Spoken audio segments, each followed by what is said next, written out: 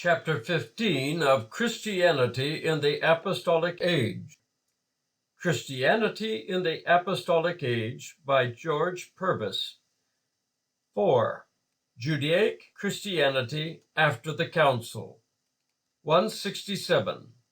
Before tracing the further expansion of Gentile Christianity under the leadership of Paul, it is desirable to sketch briefly the condition of Judaic Christianity in the years following the Council, AD 50 or 51, until the destruction of Jerusalem, AD 70. The period was one of intense political excitement in Judea. Governmental misrule aroused repeated seditions, and a succession of rapacious procurators inflamed the anger and the patriotism of the people until the fires of open war broke out. See Riggs' History of the Jewish People, sections 276 through 290.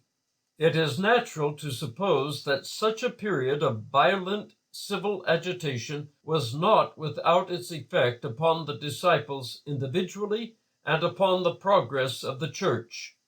168. Amid this political ferment, however, little information can be gained of the condition of the Judaic Christians. Josephus is silent concerning them, and the only relevant statement in Acts is the language of James to Paul at the latter's last visit to Jerusalem. Acts chapter 21, verses 20 through 25. This, however, is quite significant. We learn that the Christians numbered thousands of the population of the city. They seem to have been recruited mainly from the humbler classes of society, for Paul's zeal in securing contributions for them from his Gentile churches implies that most of them were poor. 2 Corinthians chapter 9, verse 12. Yet doubtless not a few of the Pharisees, as at an earlier period, Acts chapter 15, verse 5, united with them. The Sadducees were in power in the state and concerned chiefly with political intrigues. The fanatical patriots, such as the Zealots, could have had little patience with the Christian faith. It was naturally the more religious and peaceful class to whom the message of Jesus continued to appeal, and who, amid the agitations of society, felt the worth of his spiritual teaching and waited for his return. 169. The disciples in general appear to have kept aloof from the political strife of their fellow countrymen. Such would be the effect of James's influence, James chapter 4, verses 1 through 10, and the same attitude would seem to be implied in the tradition that at the outbreak of the war the church fled from Jerusalem to Pella. The teaching of Jesus also would operate in the same direction. Matthew chapter 24, verses 16 through 21. At the same time, the disciples could not have failed to feel the momentous crisis through which the nation was passing, and thereby devotion to the law was rather intensified than diminished. James explicitly says of them, "They are all zealous for the law." Acts chapter 21, verse 20. Perhaps this was increased by the suspicion with which they were regarded, as well as by their own patriotism. Their situation must have been a difficult one.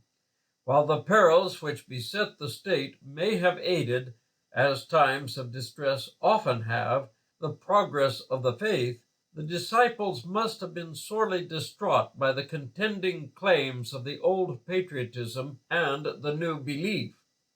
Most of them showed by intense devotion to the law that at least they were not faithless to the traditions of the fathers. 170.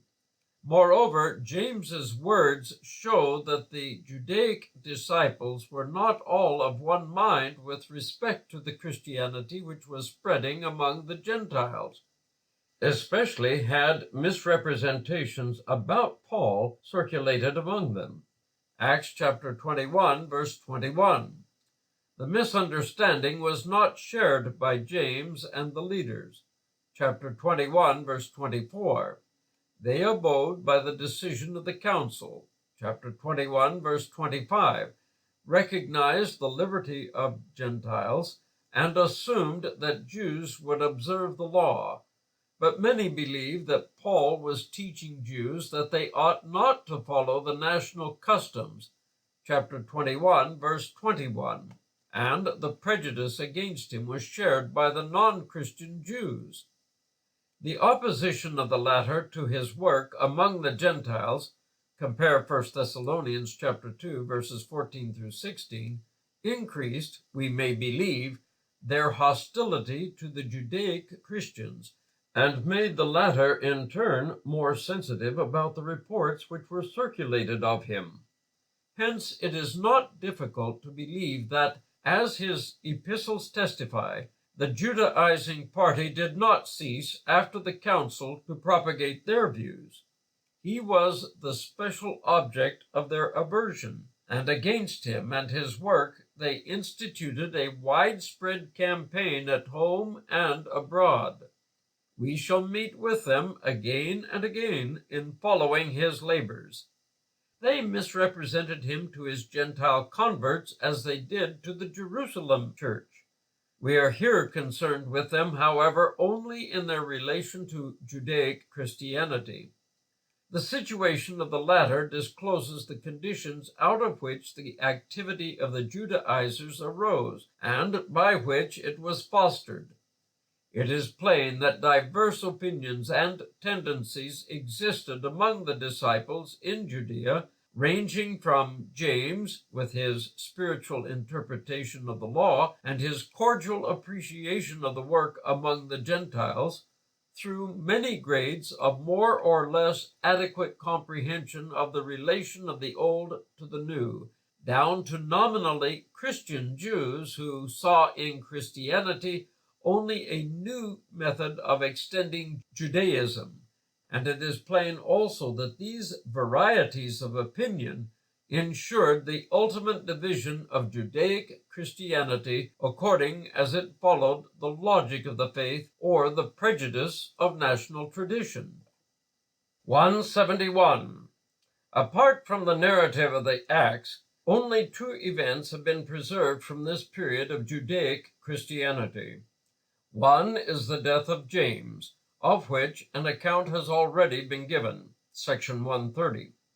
It occurred probably in AD 62 and indicates the increasing hostility of the Jewish authorities against the Christians.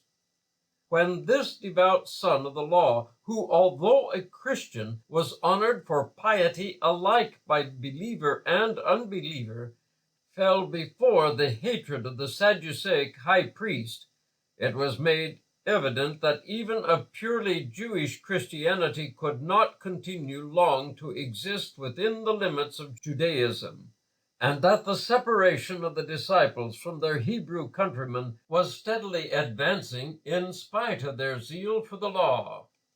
The other event is the flight of the church from Jerusalem to Pella, a town in the northern part of Perea, shortly before or after the outbreak of the war.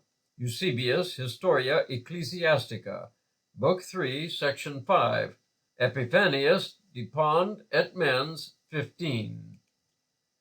Eusebius states that this was in accordance with a revelation vouchsafed to approved men before the war. Possibly the fact was that Christ's prediction and instruction, Matthew chapter 24, especially verses 16 through 21, was the cause of the flight. But the latter is mainly significant because it was practically the final separation of the church from the fortunes of Judaism. It confirms the impression that many of the Christians held aloof from the political agitations of the Jewish state. They believed that the judgment of God was impending over their nation for its rejection of the Christ. We do not know how much of the church thus separated from the fortunes of the nation, but the part that did acted in accordance with the teaching and spirit of Jesus, while the remainder, choosing Judaism rather than Christianity, perished as a body from Christian history, as doubtless most of them perished literally amid the ruins of their sacred city. 172.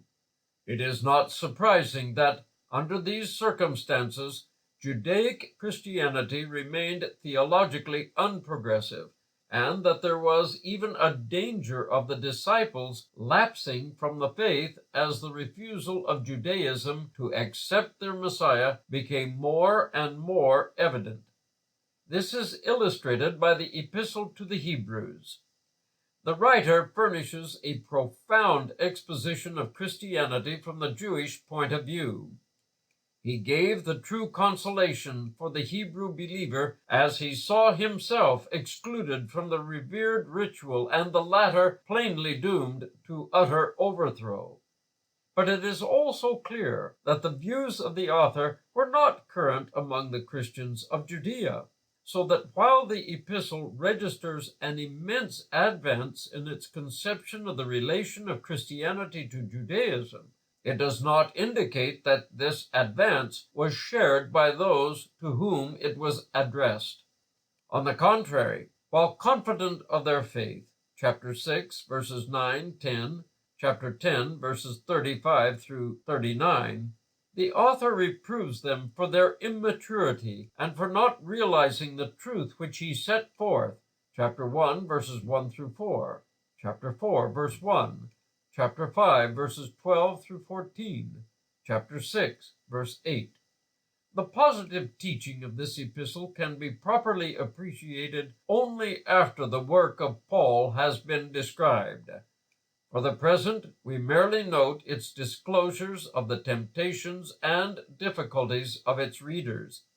It implies that a terrible crisis was impending, chapter 10, verse 5, chapter 13, verse 14, and that they were being tempted from the new faith through discouragement due to their surroundings, chapter 4, verse 14, chapter 6, verse 46, chapter 7, verse 11, chapter 10, verses 23 through 25, 35, chapter 13, verse 13. With fainting hearts and many forebodings, they clung to their unseen Messiah, while from all that their fathers had loved as the ordinance of God, they were being separated. All this prevented the development of their new faith. They were in danger of a subtle drift, chapter 2, verse 1, Revised Version, through unbelief, chapter 3, verse 12. They were still content to debate the first principles which distinguished a Jewish believer from his countrymen, chapter 5, verse 12 to chapter 6, verse 2. Instead of being the teachers of Christianity, they had need to be taught the meaning of their own scriptures. Chapter 5, verse 12. 173. Thus, Judaic Christianity fulfilled its real mission by transmitting to the Gentiles the faith of the apostles. It affords an example of arrested development. It was not within the sphere of Judaism that the religion of Jesus, though it sprang out of Jewish soil, could expand and mature. With the fall of Jerusalem, the history of Judaic Christianity, properly speaking, closed. The church did indeed eventually return from Pella and continued to the close of the century as a Jewish Christian body in Jerusalem.